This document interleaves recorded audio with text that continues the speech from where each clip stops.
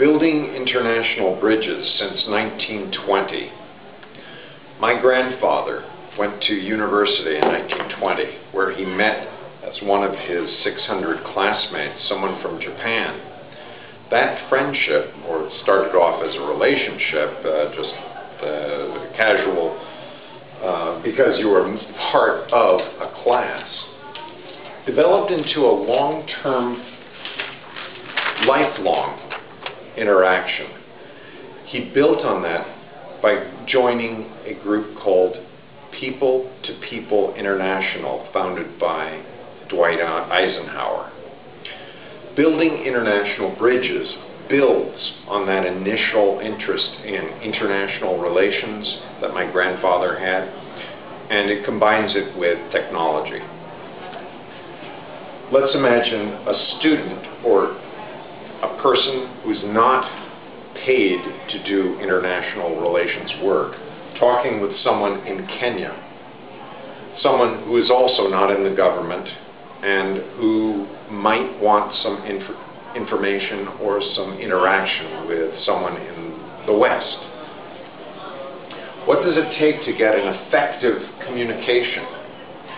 Well, I start with kids who are in elementary school, and some of them are coming to school on free lunch. Many of them don't know where Africa is. So part of building international bridges begins in elementary school. We motivate mentors to come in and donate their time.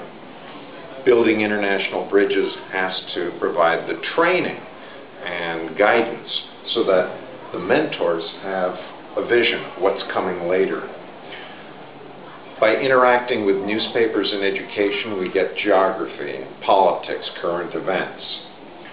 Diversity workshops are needed to promote that sensitivity of other cultures so that the person sitting here, perhaps they're a teenager, takes 10 years for the implementation to take place. What is the culture held commonly? You can get that in movies from YouTube, speeches, famous speeches, e-books, electronic books on one CD, 200 books on one CD, Emily Dickinson, Mark Twain, the complete works of Shakespeare. Teachers need to be consulted on what goes on those CDs. What material goes into the computer that is dedicated and donated for this purpose? How does this computer get onto the internet to be able to connect with a similar computer over in Kenya? How does that person get enough education to be able to appreciate the e-books that are being delivered, the material that appears on this computer? How does that computer get into that classroom? Does it make sense to buy the computer here and ship it over? I've done that.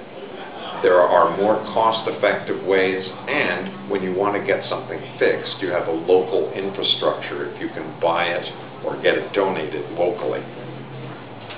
Why not ask an embassy to donate used equipment? But that requires someone to be paid to go and make this inquiry, then make sure that that computer works together and there's training with the school. Building International Bridges provides some of the direct training, or it identifies people who are better placed. Why pay me or one of my colleagues to fly over to Africa to deliver training? That training can be delivered through YouTube. Alternatively, someone over there could be trained via Skype to deliver the results that we want, so that when these two people sit down together, there can be better intercultural communication.